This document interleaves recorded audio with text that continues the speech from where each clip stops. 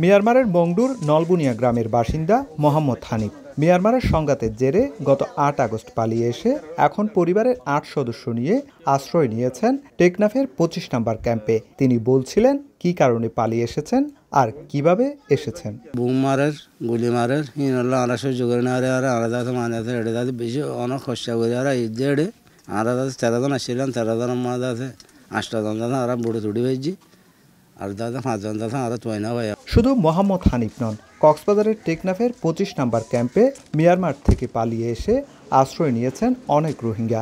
এদের মধ্যে কেউ এসেছেন ৫ দিন কিংবা ১০ দিন আগে, আবার কেউ এসেছেন ১ মাস আগে। সবাই আশ্রয় নিয়েছেন ক্যাম্পে থাকা তাদের স্বজনদের বসতিতে।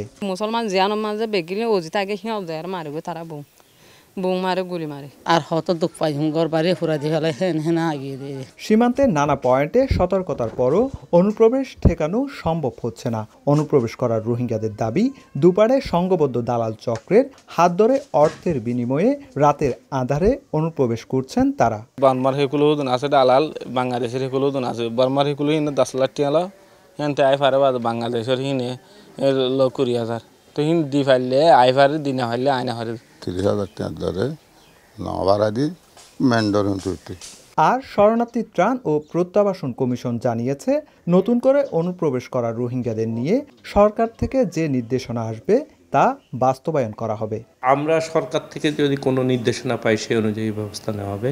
ক্যাম্পে যারা প্রবেশ করেছে তারা আশ্রয় নিয়েছে সে সম্পর্কে আমি আগেও বলেছি, তারা আত্মীয়স্বজন, সে সম্পর্কে আমরা আমাদের কর্তৃপক্ষ নির্দেশনা পেলে সে অনুযায়ী কাজ শুরু।